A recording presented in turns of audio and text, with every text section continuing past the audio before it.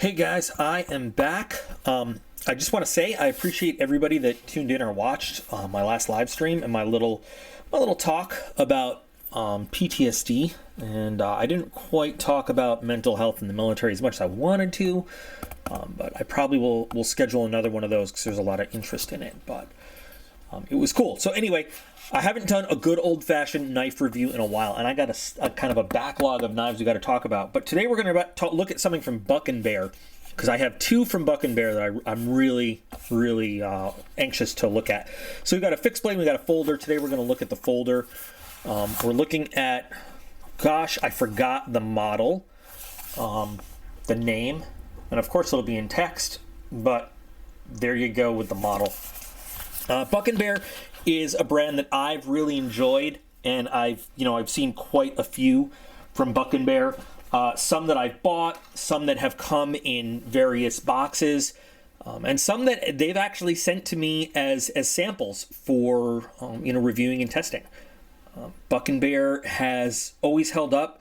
They've always given a really good product, so I'm excited to check this one out. And although I cannot remember the model name off the top of my head, I know we're dealing with a really cool frame lock recurve on this one, so let's get right into it. We've got the Buck & Bear sticker, and we've got the lifetime warranty card, which is always nice when a company stands behind its products. And then we've got a little bit of knife care. So the knife itself has some weight to it. So if you like a heavier kind of knife in your hand, cool. If not, sorry, there's nothing we can do. We've got a composite scale here. We've got a tan G10 with a carbon fiber laminate on top. So it is a real carbon fiber, a thin piece laminated onto G10. And the carbon fiber is done nicely. So I've said this before, I'll say it again. I like two kinds of carbon fiber. I like the really nicely polished, almost looks holographic on top, or I like the very raw kind of almost unfinished looking carbon fiber. I don't like stuff that's kind of in between. So this definitely hits that very nicely polished, almost holographic looking, where you rotate it around and it sort of changes the look of it. If we take a look, centering is pretty good. Nice stonewash finish on the whole thing. So our frame is all titanium, and there's an inset, which you'll see. So the inset liner is also titanium. The G10 backspacer, not thrilled with the clip, but we'll get there later. I know we have ball bearings in there and flipper design. So all together, the EDC diesel, that's what it is. The diesel, EDC diesel. That's the name. It just came to me. So let's go ahead and get this guy open. Something tells me this is not going to be a great push button.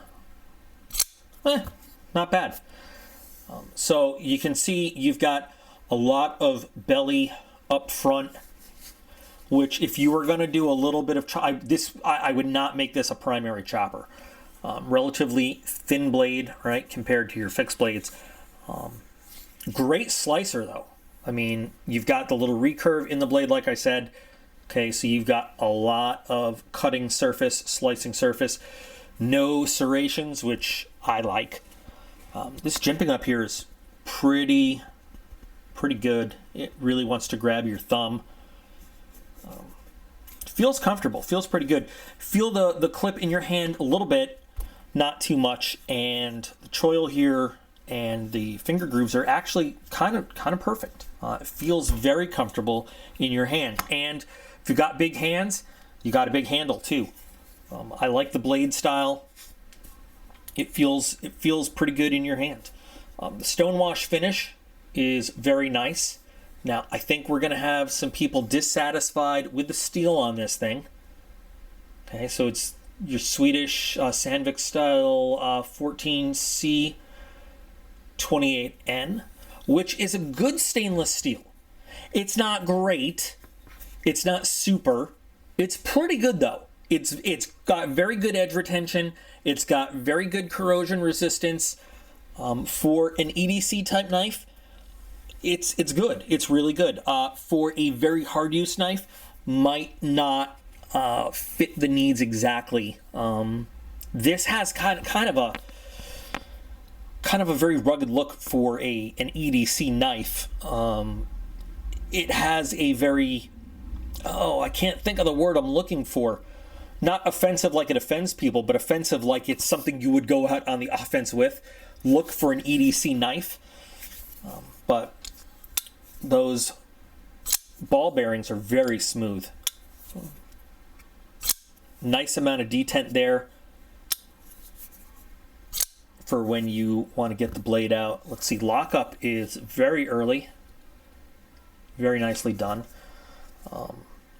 Not at all any trouble getting your thumb on the lock. So we did push button. So light switch, of course, is easy. I mean, this flipper was designed for light switch use. The push button can be done. You got to get it just right. It's more of a light switch flipper if that's your style. And another thing that I noticed just with my hands is that the way I'm holding it naturally, my fingers do kind of gravitate over to that lock bar. So you just want to make sure, I mean, this clip is really well situated. If your fingers are on the clip, you're going to have absolutely no problem accidentally pinching that lock bar, messing with your opening of the knife. But you know what? Even with my fingers on the lock bar, it doesn't really interfere with it too much. So ergonomically, the knife, like I said, it's very comfortable. Your hands fit very well with a regular grip, reverse grip, whatever. Nice wide lanyard hole at the end there. So one of the things we got to look at is the clip.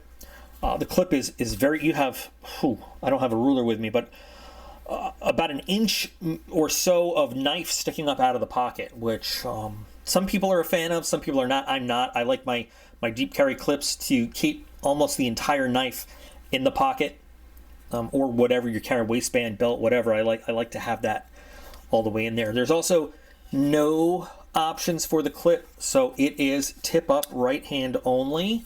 Very little soup to go around for anyone. But if that is your only, concern, that's your only concern. I was about to say there's a big mismatch in terms of the screws and how far they go, but if you look at it, there is kind of a little outcropping there in the metal, which would even the distance of the screws, like the feel of the screws. So it's not that they're mismatched in terms of how far inset they are. It's just that the metal, they didn't do this kind of milling with the G10, which I understand can be a little complicated even with CNC. It's not uncomfortable. It looks off from an aesthetic point of view. If you just look at it, it looks like these things are sticking out, but they're actually the exact same width as the frame side screws. Can't feel it in your hand or anything like that. If you run your finger over it, of course you can, but in terms of comfort on the hand, in your hand, it doesn't feel like anything. Really nice action though, and it has the feel that it'll break in even more over time and get smoother and smoother, which is nice. Nice clicky sound as well. Not a lot of billboarding all over the blade either. Simple little logos, and a lot of people appreciate that. As for the weight, like I said, it's just a tiny bit front heavy when it's open. At about 7 ounces, it is a little heavy for an EDC carry knife, but for those of us who enjoy that weight, and the reason I like it that way with the little bit of weight in it, and I've explained this before, is I like to know that knife is there. That extra weight helps me know if it's not there anymore, if I've dropped it, if I've forgotten it. I like to have that heft in my hand. That's just me. The design of the blade, we've seen this shape before, and it's got, it's an original little spin to it. The handle, though, is very different from other stuff we've seen. I normally don't like carbon fiber composites, but it goes with this G10 color, and it's very well done. There's no, you can't feel any kind of bordering. You can't feel anything. It feels like it was just made as one complete material and just happened to be milled out that way. There are some that are done like this very cheaply where you can actually feel the division in materials. Not so here. So I guess let's grab a piece of paper. It's pretty nice. Let's try the big belly there. I can't. There we go. You gotta get that rounded part to bite in. It naturally wants to go to the recurve area. And both the recurve area and the belly are both very sharp, very nice. You feel it just ever so slightly as it goes through the paper. You know, there are some that just, like a lightsaber, just straight through. This, you just have the slightest feeling at all as it's going through. So we're gonna do this pull through on the recurve area. Very nice and easy. I'm gonna try to line one up also on the big belly, which is, let's see, get it right there,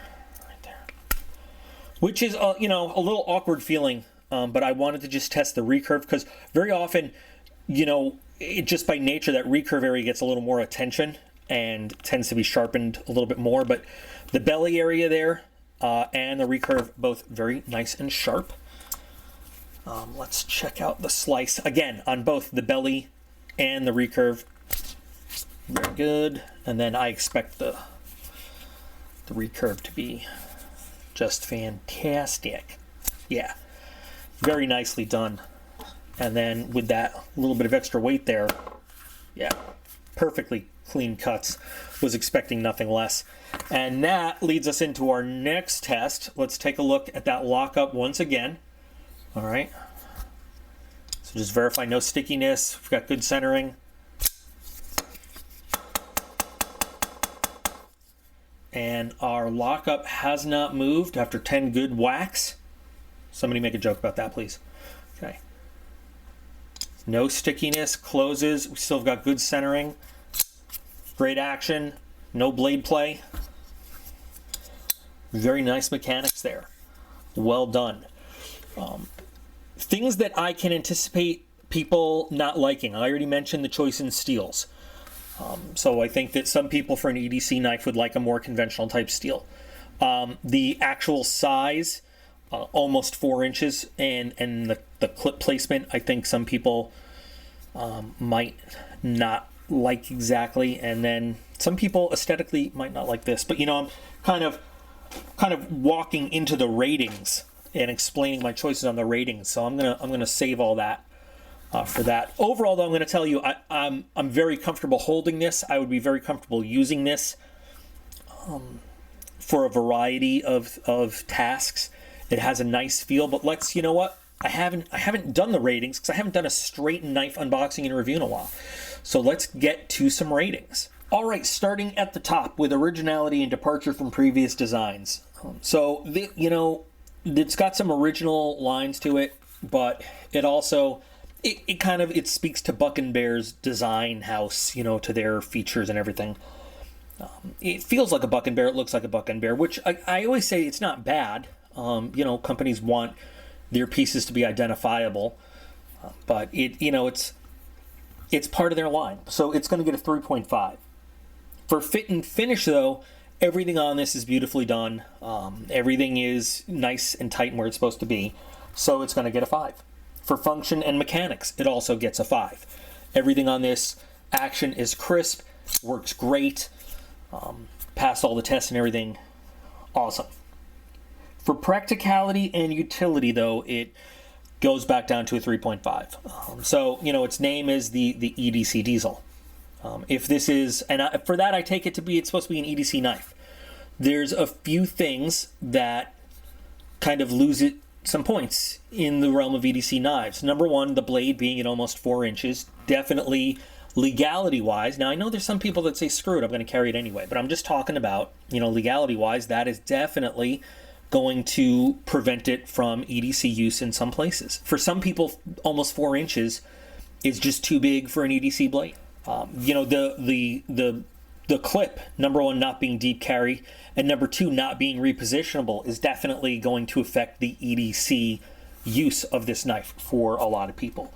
So that's kind of why, and the weight also being at about 7 ounces. You know, so 3 factors really are going to hammer this and bring it down, you know, a little bit in the practicality and utility.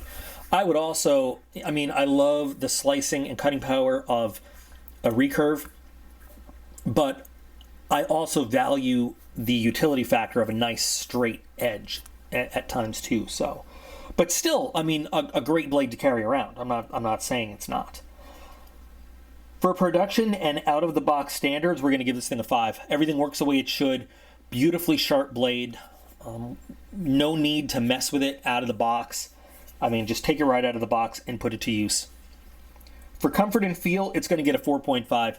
Really, I think the only things they could have done are maybe a slightly different clip design. And again, if they had moved it up a little bit to be a full deep carry clip, I wouldn't feel it so much in my hand. But other than that, this thing is very comfortable. I could carry this thing and use it pretty much all day, I think, without it really tiring out my hand, or, I mean, there's no hot spots or anything. For cool factor, I'm going to give it a 4. I think it has a shape that is pretty cool. I think it's definitely, you know, when I think of cool factor, I always think of conversation starter. If you take this out of your pocket and start using it, you know, are your knife buddies, or even not knife buddies, you know, prone to say like, hey, that's a cool knife. What is that? What are you carrying? Can I check it out? And I think that this has the looks and the feel to where they're going to say like, hey, what are you carrying today? Can I give it a feel? You go ahead and make jokes about that too. But I think this definitely has the look for that. And I think that this is the kind of thing that they're going to want to hold and play with the flipping action and mess with a little bit. And it definitely is a conversation starter, especially as an EDC knife. So it gets almost full marks. It gets a 4 on that. Quality of materials, I'm going to give it a 3.5. And, you know, I'm giving a lot of explanations with the ratings. I haven't done the ratings in a while. So that does not mean, you know, a 3.5 is not to say the materials are not good. What it means is there's room to go up. So, for instance, they can make a special edition of this knife in M390 steel with, you know, a full titanium handle or full carbon fiber, or, you know, there's fancier, better materials that this could be made of, is why it gets a 3.5. Not that there's something bad about the materials it's made of. I think that for EDC use, a titanium frame is awesome. I mean, that's great. It's really nicely done scale and everything. I think G10 is a great handle material. But, you know, there's room to go up, is what I'm saying. So 3.5. For customizability, it's going to get a 3. Yeah, you could do some work here on the lock. You could do some anno. You could do some engraving or some Cerakote on the blade, but you're kind of limited. I mean, you could replace this, but I mean, this is kind of part of what makes the knife stand out. So why? Yeah, it's not a knife you would customize a whole lot, I guess.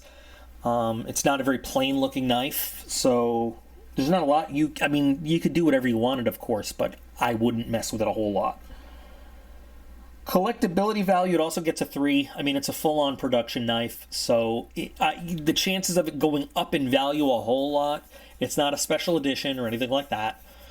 That doesn't affect its value of ownership. It's just, I don't think that putting this away as a safe queen is going to yield you a very high, you know, collectability value or anything like that later on.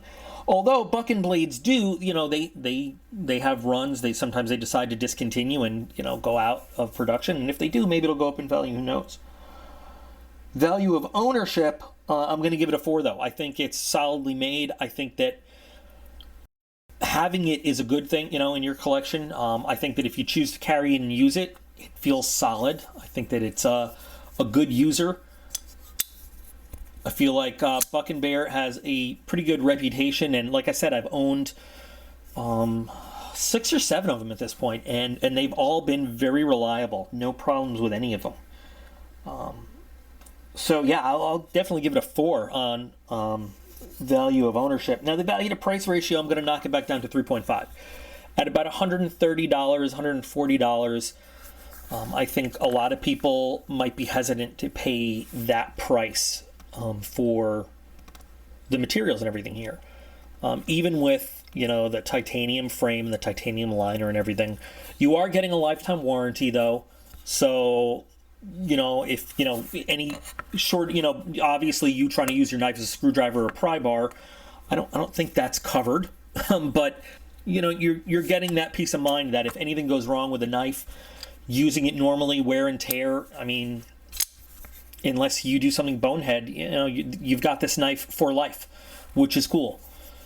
So, you know, I'm going to give it a 3.5 because it is a little pricey, and I think maybe in the future, maybe the price will go down a little bit.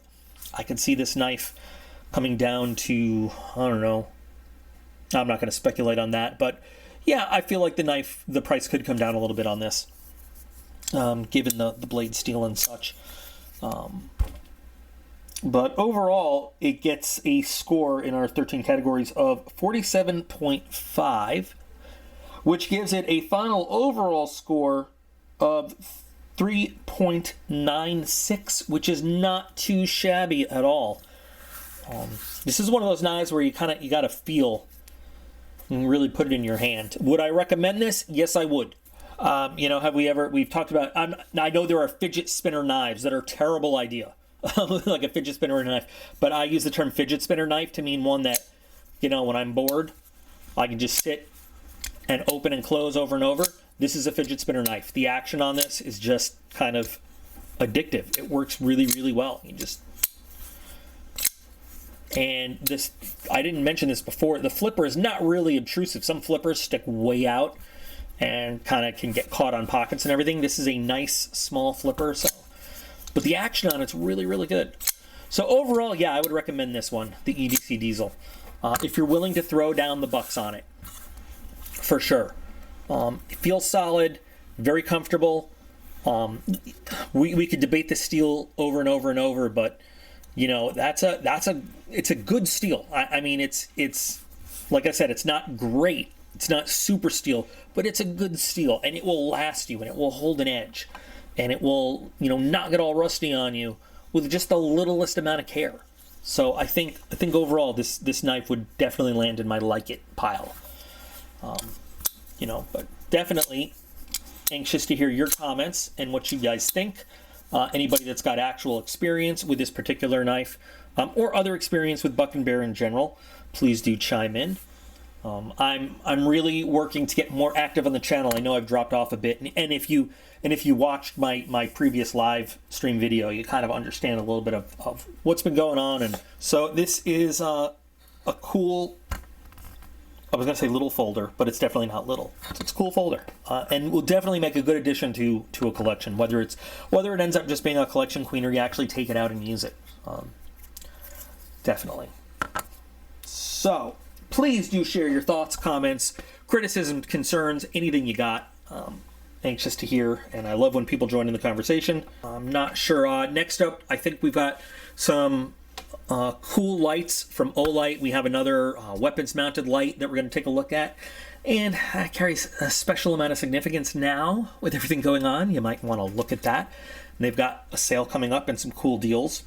And another light, extremely bright light from Through Night that we're going to take a look at. We're talking over 3,000 lumens. I mean, almost 4,000 lumens, I think. I got to look at the actual brightness, but you might not even need to mount it on a weapon. All you got to do is shine it in somebody's eyes, and they might have a seizure. Like it's bright. And then other knives and some stuff going on. Some boxes arriving and things. So thanks everybody that's been with me for a while, and quite frankly has put up with my shit. Thanks everybody that's new to the channel and just joining. This is a tough time for all of us. Let me tell you, as a former active duty guy, it kills me that National Guard guys are getting mobilized and I'm sitting here as a non-essential person in the house as a retired dude. Oh, it's killing me. But, you know, we all got to play our part for the greater good, I guess. So what am I doing? I'm loading up AR-15 mags, one a day. So I'll just continue building models and trying to keep sane. And if you haven't checked it out already, if you'd like to check out my model building channel, which is still a very small channel, but we have a lot of fun on it, you know, feel free to check it out. I'll put a link to it in the end screens. Working on some cool projects there too. So as always, remember, you guys are all absolutely awesome. I appreciate every single one of you. And I'll be back again real soon. For real. real soon.